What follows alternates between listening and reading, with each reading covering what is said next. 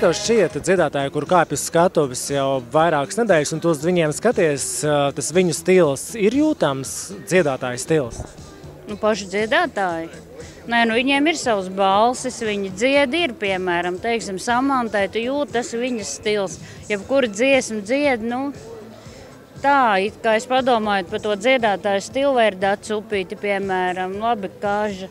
Nē, nu, principā redzi, tur jābūt tomēr kaut kā, nu, lai tu varētu iebraukt visos stilos, tomēr svarīgi nepazaudēt sevi un arī kaut kā mainīties tomēr. Nu, es nezinu, kā lai pasaka, tā jāpadomā, tas tāds liels jautājums vispār. Ņemsim konkrēti, jaunais dziedātājs Nikolais Puzikovs, kā tev šķiet, tas ir viņa skatuviskais stils, kāds viņš parādā?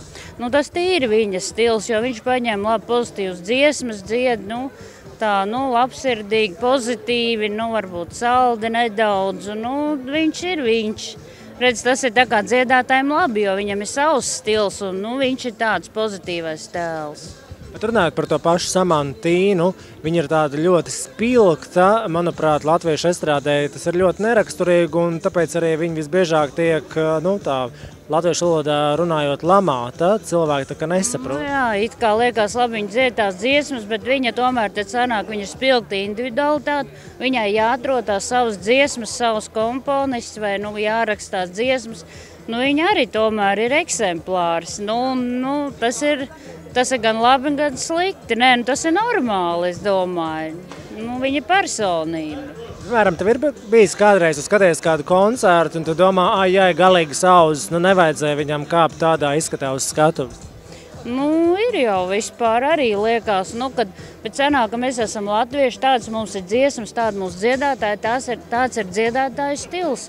Teiksim, arī šajā šovā ir tik veikali, cik viņi ir. Un tad nu, ņem no tiem veikaliem un veido. Šodien, piemēram, ir stils uzlabojies visiem. Es domāju, nu, kad nu, tādā gadījumā jāpieturās vairāk pie klasikas kaut kā, nu, tā. Tā kā agrāk, teiksim, 50. gados varbūt bija, ka tur nabadzība, visiem bija tās kedis, tur krītu aplikts un kā, bet viss bija smuki kaut kā. Nu, tad jāstāst, nu, lai nevajag tā kā pa traku un arī var vispār ar minimāliem līdzekļiem panākt ar normālu efektu, bet tas ir jājūt un jādara.